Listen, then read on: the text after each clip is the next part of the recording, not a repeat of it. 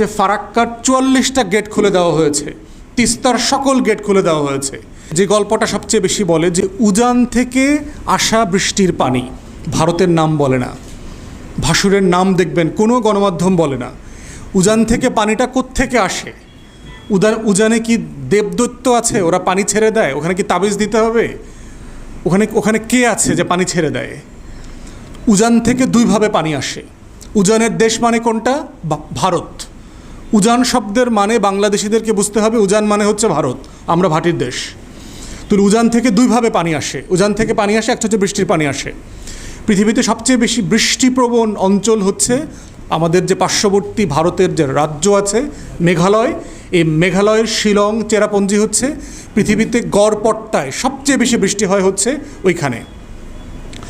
উজানের দ্বিতীয় সোর্সের পানি হচ্ছে ভারতের বাঁধ, তিস্তা নদীতে বাঁধ সিকিমে, গঙ্গার উপরে ফারাক্কাতে বাঁধ পদ্মা নদীর উপরে, চায়না ব্রহ্মপুত্রের উপরে বাঁধ। আমাদের এই ৫৪টা অভিন্ন নদীতে ভারতের শত শত মূল বাঁধ, শাখা বাঁধ, এই বাঁধগুলো হচ্ছে মূল কারণ বন্যার। যেই বাঁধের পানি আটকে রাখা হয়, এখন যেহেতু পানির পরিমাণ বেড়ে গেছে বৃষ্টির কারণে, বন্যার কারণে, ওই অঞ্চলে আপনারা দেখেছেন যে ফারাক্কার ৪৪টা গেট খুলে দেওয়া হয়েছে, তিস্তার সকল গেট খুলে দেওয়া হয়েছে।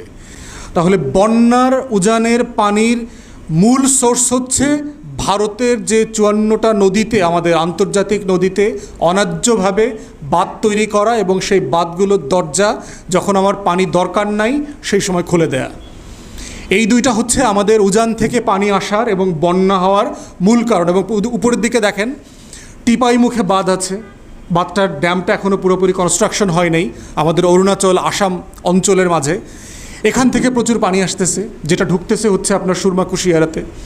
মেঘালয়ের সাথে, মেঘালয়ের পাহাড়ের সাথে সুনামগঞ্জের বর্ডার আছে, যেই মানে চেরাপুঞ্জির বৃষ্টিটা এসে ঢুকতেছে সুরমা আপনার এবং কুশিয়ারা দিয়ে। এই জন্য বারবার এই অঞ্চলগুলোতে বারবার পানি দিয়ে তলিয়ে যাচ্ছে এবং এটা বেশি হচ্ছে ২০২২ সালের পর থেকে। ২০২২-এর আগেও তো মেঘালয়ে বৃষ্টি হইতো, তাহলে তখন বন্যা হয় নাই কেন? সিলেটে বারবার রেগুলার একটা বন্যা হয়েছে, কিন্তু এই পরিমাণ বন্যা এত বারবার এত ফ্রিকোয়েন্সিতে আগে হয় নাই কেন? এর একটা বড় কারণ হচ্ছে এই সরকারের নদী নালা হাওর বাওর কেটে ডেভেলপমেন্টের নামে যাচ্ছে তাই রাস্তাঘাট বানানো। আপনারা দেখেছেন ২০১৬ সালে কিশোরগঞ্জের যে হাওর আছে আপনার ইটনা, মিঠামইন, অষ্টগ্রাম, এই হাওরের বুক চিরে একটা রাস্তা করা হয়েছে ডেভেলপমেন্টের নামে। যে কারণে যেটা হচ্ছে, এই যে বৃষ্টির পানিটা উপর থেকে যে আসে মেঘালয় থেকে, এইটা পানিটা বাধাগ্রস্ত হচ্ছে নদীতে নামতে। এটা যখন লম্বা সময়ের জন্য ২ দিন ৩ দিন ৪ দিন লেগে যাচ্ছে এই পানিটা নামতে, তখন এইটা বন্যা আকারে চারপাশে কুল ছাপিয়ে দিচ্ছে। এই জন্য দেখছেন ব্রাহ্মণবাড়িয়া, কিশোরগঞ্জে, নেত্রকোনাতে, ময়মনসিংহ বিভাগের বিভিন্ন জেলা উপজেলাতে বৃষ্টি হচ্ছে এবং বন্যা হচ্ছে প্রচণ্ড রকমের।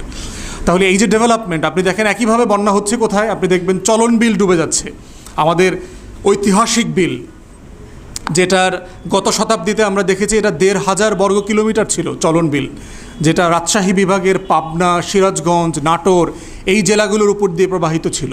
সেখানে রাস্তা করেছে এই আওয়ামী লীগ সরকার গত ৯৬ থেকে ২০০১-এর টার্মে ৫৫ কিলোমিটার রাস্তা করেছে, রাস্তা করে দিয়ে চলন বিলকে কেটে দিয়েছে। একইভাবে দুই পাশ মানে পানি উপচে পড়ে বন্যা হচ্ছে।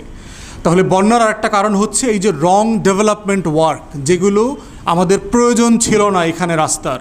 এখানে বিকল্প ব্যবস্থা করা যেত, এখানে বিকল্প পর্যটনের সুযোগ ছিল, এখানে বিকল্পভাবে হাওরের বাওরের সৌন্দর্য মানে উপভোগ করবার সুযোগ রাষ্ট্র করতে পারত, কিন্তু সেটা সে করেনি। না করে যেটা করেছে, প্রকৃতিকে কেটে দিয়েছে, প্রকৃতিকে হত্যা করেছে। এটার কারণে শুধু বন্যা হচ্ছে না, আমাদের মাছ ক্ষতিগ্রস্ত হচ্ছে। বিল অঞ্চলের মানুষ, হাওর অঞ্চলের মানুষদেরকে জিজ্ঞেস করবেন আজ থেকে ১০ বছর আগে, ২০ বছর আগে, ৩০ বছর আগে যে শত শত প্রজাতির মাছ পাওয়া যেত, জেলেরা বলবে এখন এই মাছগুলো নাই, হারিয়ে গেছে, কোনো মাছ নাই এরকম। তাহলে শুধু আমার বন্যা হচ্ছে না, আমার মাছের ক্ষতিগ্রস্ত হচ্ছে, চাষবাসের জমি নষ্ট হয়ে গেছে, পলিউশন বেড়েছে। ফোর্থ আর একটা কারণ হচ্ছে আপনার নদীর নাব্যতা, যে প্রত্যেকটা নদীতে যে গভীরতা থাকা দরকার এই গভীরতাটা নাই। গভীরতাটা কেন থাকে না নদীর? একটা কারণ হচ্ছে এই যে কৃত্রিমভাবে যে ভারত বাঁধ দিয়েছে, নদীর যে একটা স্বাভাবিক জীবন ছিল, এই জীবনটা ক্ষতিগ্রস্ত হয়েছে, সে আহত হয়েছে। প্রত্যেকের, আমাদের যাদের জীবন আছে, প্রত্যেকের জীবনের একটা স্বাভাবিক বাহন আছে, স্বাভাবিক চলমানতা আছে। বাদ দেবার কারণে যেটা হয়েছে, যেই মাটি, কাদা, তারপরে বালি, ধুলা, কণা যেগুলো চলে আসে পাহাড় থেকে, এগুলোর যে গতিতে পানিতে ঠেলে নিয়ে সাগর পর্যন্ত যাবার কথা ছিল, এইটা সেই গতিতে পারে না। তখন সে জায়গায় জায়গায় আটকে যায়।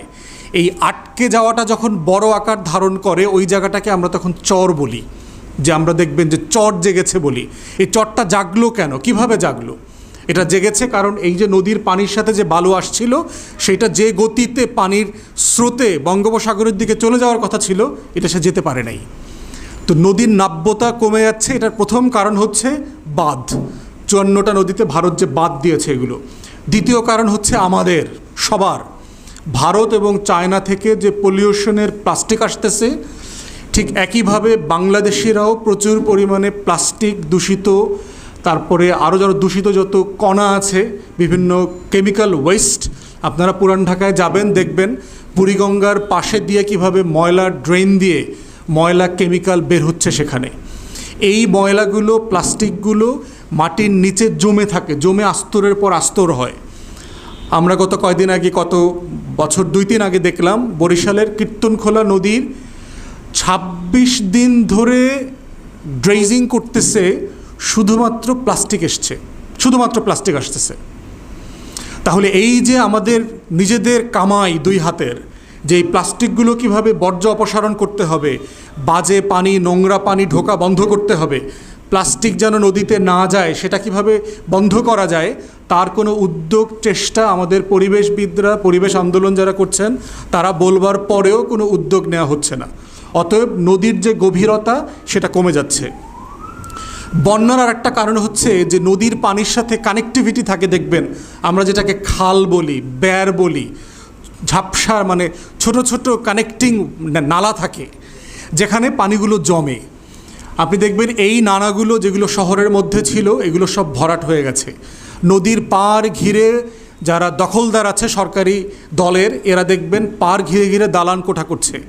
তো নদীর পানি যে ছোট ছোট ব্যার নালা দিয়ে যে পাশে গিয়ে থাকবে, জমে থাকবে, এই জমে থাকার মাটিটা এখন আর নাই। অতএব সে কী হচ্ছে, পানি যখন বেড়ে যাচ্ছে, পানিটা মহল্লায় ঢুকে যাচ্ছে, যেটাকে আমরা বন্যা বলছি। তো এই নদীর পাড় ঘেঁষা জনগোষ্ঠী ঠিক একই কারণে বারবার আপনার বন্যার শিকার হচ্ছে। এখন ক্ষতিগ্রস্ত হচ্ছে কারা? মূলত হচ্ছে, দেখবেন যে নিম্নভূমিতে কারা থাকে। আপনারা যারা গ্রামে থাকেন, গ্রামে যাওয়া আসা করেন, দেখবেন, অথবা চর হাওর অঞ্চলের মানুষ, চরে সাধারণত গরিব মানুষরা থাকে। বাংলাদেশের এই যে হাজার হাজার চর জেগেছে, সাধারণত ভূমিহীন কৃষকরা ওইসব এলাকাতে বসবাস করে, যার জমি নাই থাকার, তার অথবা আপনার বাসস্থানের জায়গা নাই, কৃষি উৎপাদন করবার মতো কোনো জায়গা নাই, তারা চর অঞ্চলে থাকেন। এবং যেহেতু বন্যা হলে, পানি বেড়ে গেলে এই চরের মানুষজন, চরটা প্রথম ডুবে যায়। অতএব চর অঞ্চলের গরিব মানুষগুলো বেশি ক্ষতিগ্রস্ত হয়। এবং বারবার দেখবেন একই মানুষ, একই ঘরটা, একই বাড়িটা, একই গ্রামটা বারবার ডুবে যায়। এবং দেখবেন এই মানুষগুলো বছরে 3 বার 4 বার 5 বার 6 বার পানিবন্দী হয়ে যায়। এবং এর সাথে যোগ হয়েছে আপনার মানে নদীর যে পাড়, এই পাড় ভেঙে যাওয়া, পাড় ভেঙে গিয়ে গ্রামের পর গ্রাম তলিয়ে যাচ্ছে, মানুষ ভূমিহীন হয়ে যাচ্ছে। সচ্ছল মানুষ, যার 20, 30, 50 বিঘা জমি ছিল, সেই মানুষটা গরিব হয়ে গেছে। খুলনা সাতক্ষীরা অঞ্চলে দেখলাম ঘেরের মালিক কোটিপতি ছিল, সেই মানুষটা এখন তার ঘরে কোনো খাবার নাই। যার কোটি টাকার সম্পত্তি ছিল, সব পানিতে চলে গেছে। কিন্তু বাংলাদেশ সরকারের, বাংলাদেশ এই রাষ্ট্রের এই কষ্টগুলো নিয়ে কোনো মাথা ব্যথা নাই। একটা রাষ্ট্র যারা চালায়, তাদের মোদ্দা লক্ষণ হইতে হবে যে এই রাষ্ট্রের জনগণের প্রতিদিনের কষ্টকে কীভাবে লাঘব করা যায়, তার জীবনটাকে কীভাবে সহজ করা যায়, তার জন্য এই রাষ্ট্র কীভাবে টাকা খরচ করতে পারে, এই রাষ্ট্র কীভাবে লুটপাট করে। দেখেন, এখন পর্যন্ত বানভাসী মানুষদেরকে যে সাহায্য দেওয়া হয়েছে, তাতে দেখলাম গড়ে আপনার জনপ্রতি পড়েছে 5 টাকা আর 1.5 কেজি চাল। বিভিন্ন জেলা প্রশাসককে এই লুটেরা দখলদার সরকার যে পরিমাণ টাকা ভিক্ষা দিয়েছে, তাতে জনপ্রতি বানভাসী, বন্যায় ক্ষতিগ্রস্ত, ডুবে যাওয়া মানুষ জনপ্রতি পেয়েছে 5 টাকা, 1.5 কেজি চাল।